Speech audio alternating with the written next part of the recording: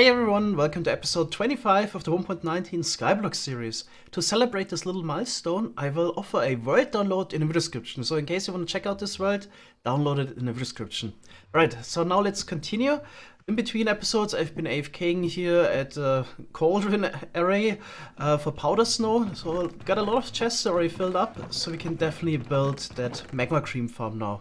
Okay, one problem still, I don't have shulker boxes to transport stuff. Also should really try to get some blaze powder soon, so we can at least make an ender chest. But yeah, inventory is already filled, mostly. So I can only bring over 12 for now. And of course, now that we have the nether available, nether portals are really nice. But we're still struggling a little bit, because every time we go to the nether, create a new portal, we're up at Y70. So this is a little bit annoying. You always have to get down there and move the portal. Also, still lighting the portal is still an issue. Don't have gravel yet, so I can't make flint for some flint and steel. Okay, so let's get down there and move the portal. As far as I know, powder snow breaks the fall damage. I know I shouldn't really put too much trust in my Minecraft knowledge, but here we go. Yep, that works. And we're back in the main area. Need a couple stone blocks for the magma cream farm. That's why I made a small furnace setup here with 8 furnaces. You can just put in the stone here at the top. And yeah, gets distributed to all 8 furnaces. And we're actually using the lava here to smelt the items. For now it's actually a really good fuel source. Later we can probably use something like bamboo or logs, charcoal. Okay, so also working fine. Getting the first stone.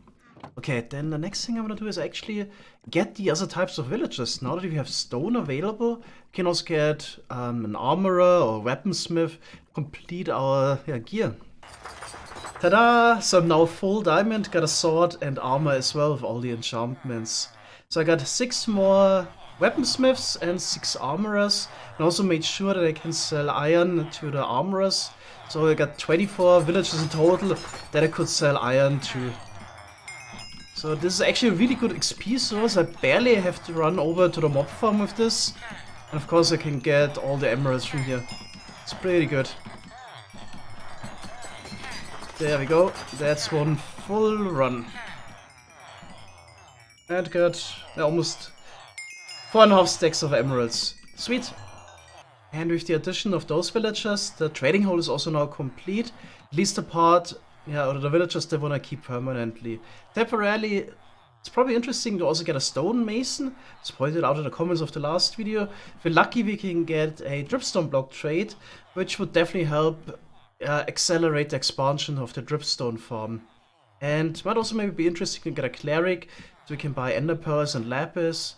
But apart from that, pretty much everything else we can buy from the villagers in the long run, we can also make a farm for. So I don't want to spend too much time trading. But yeah, those guys will be kept. I think I'm just gonna try to get a mason real quick. I think there's like a 50% chance if you level him up that we get the trade and expand the dripstone farm a bit.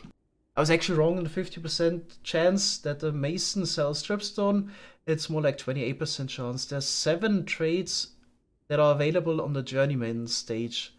Right, so I actually tried with 8 villagers and didn't get one, gave up for now, and continued with the magma cream project in the nether. So I built a pit, we're gonna put the frogs in, I made it temporarily spawn proof, not come back here and have a ton of magma cubes in there. So the next thing I'm gonna do is to get the powder snow, place it all. So there's gonna be a couple trips back and forth. Over there is the portal to the powder snow farm. And then here we got the portal really close, where we have access to 3 different biomes. We have different temperatures, so we can get all the frogs. So we would just bring over the tadpoles and wait a little bit, and then make some kind of, I guess, minecart connection and drop them in here. So all powder snow has been placed. Now we can go to the overworld and make those frog pools. But I'm actually a little bit worried. I noticed there are some bones and arrows underground.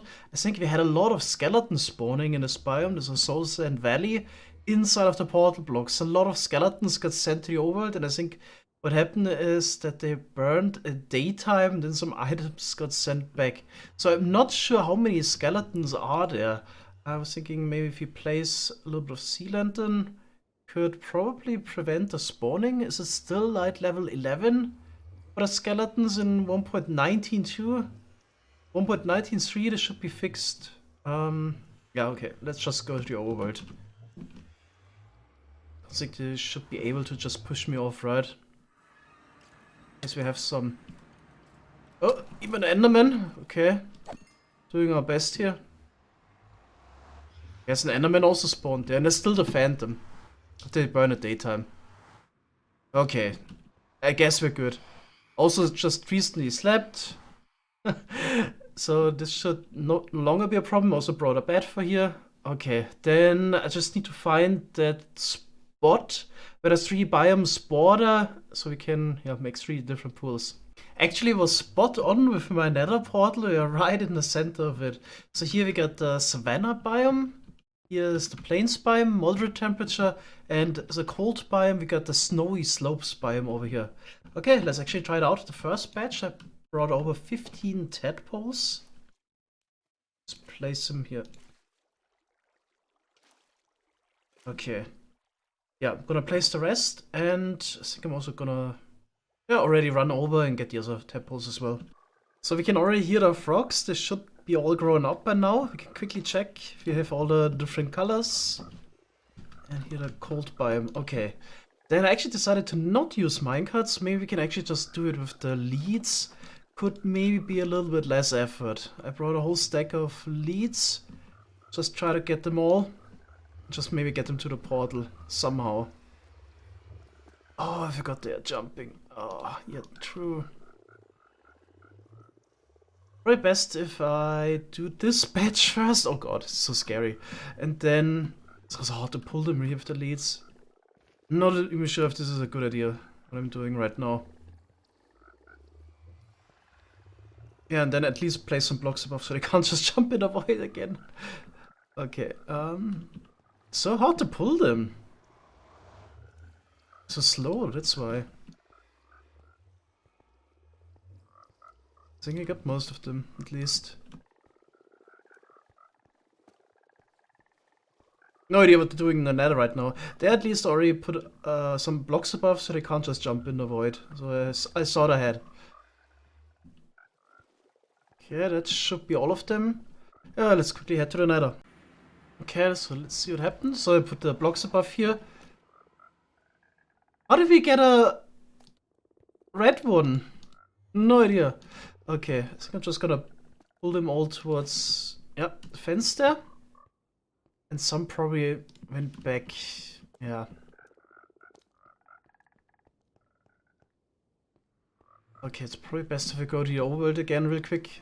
Try to get the other ones. What's with this guy? Why can't I not attach the lead? Is this some client-side thing again? No. Okay. How many do we have here now? 4, 5, 6, 7, 8, 9, 10, 11. Almost sounds like we lost some already. Actually, looks like I have all 15, so we didn't lose any. Okay, so I think I'm gonna actually play it safe and also place some slabs here above. Then we just need to pull them and, throw them into the pit. It would actually be kind of nice if you could just pick up the leads again, but we can only disattach it from the fence. And then we have to leash them all again. Not too bad though. It's only 15. Okay. There we go. I think we got them all. Okay, now we can pull them. Oh, they're actually pretty quick. This works quite well. Let's see if we're in it for a surprise. So far, so good.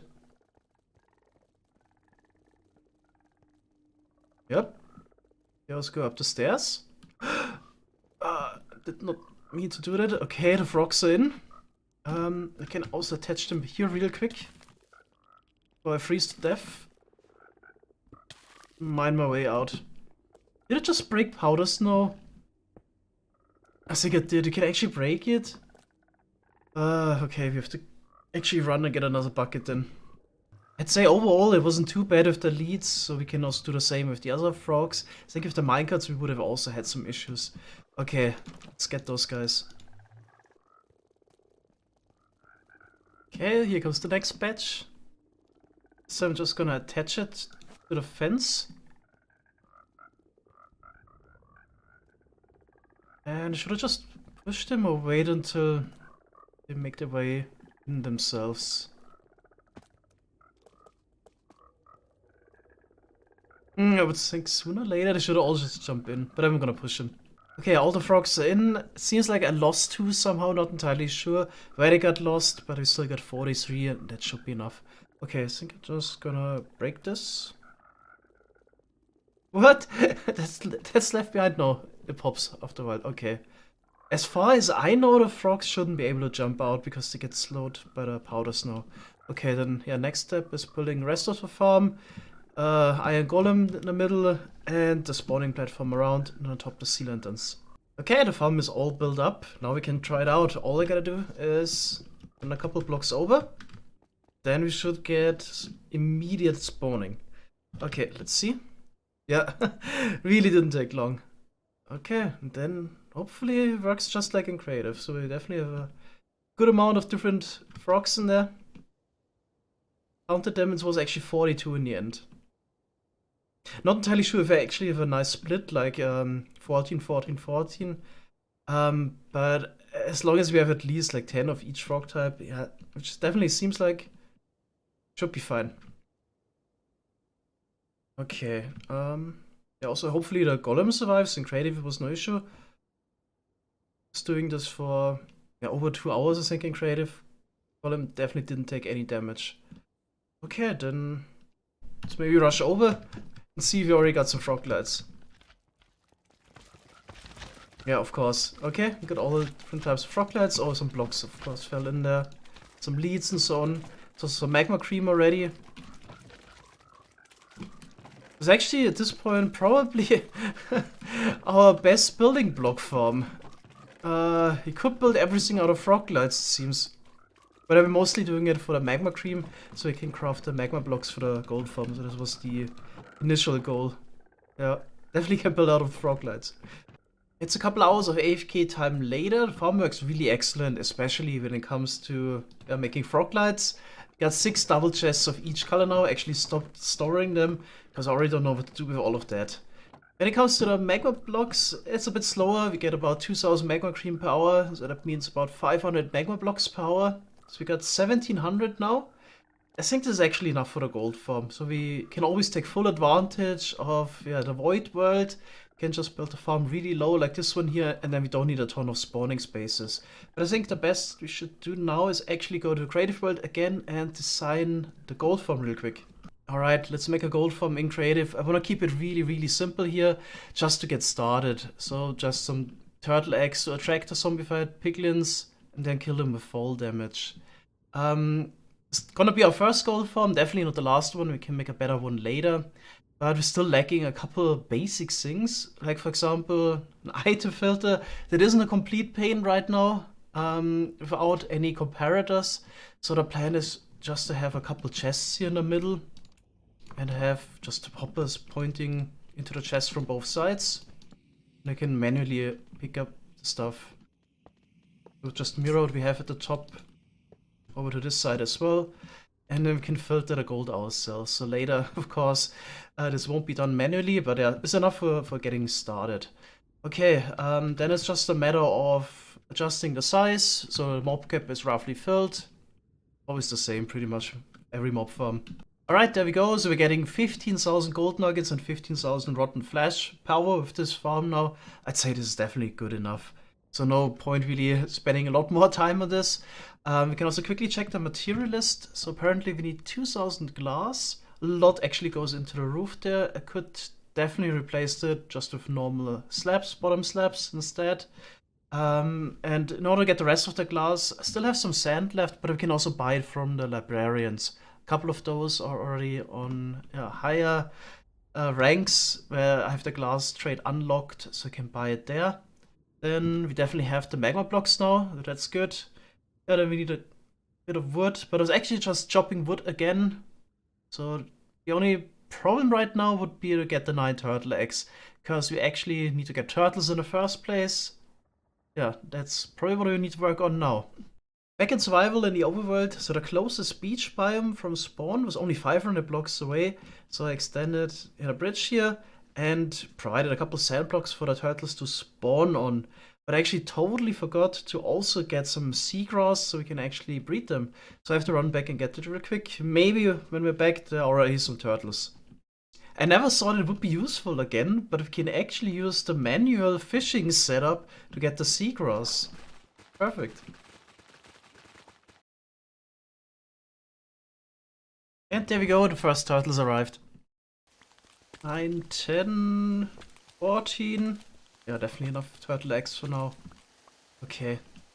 They're still digging in the sand, so we might get even more. Get 16 turtle eggs. Definitely enough for the project.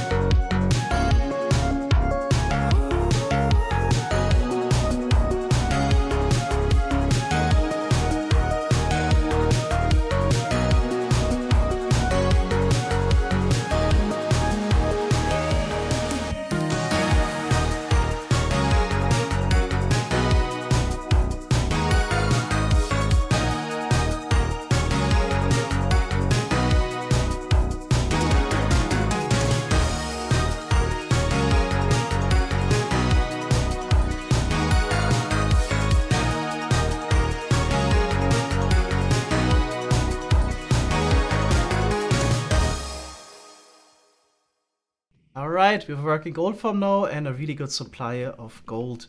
Okay, all we gotta do now is AFK a little bit, wait for those chests to fill up, and then craft some ingots, and then do the bartering to convert those into more useful items. Although gold, of course, is also itself really useful for powered rails and so on. Okay, but yeah, bartering setup. Next episode, I'm kind of running out of time. That's it for today. Don't forget to get the world download in the description in case you want to. Thanks guys for watching and see you next time. Bye bye.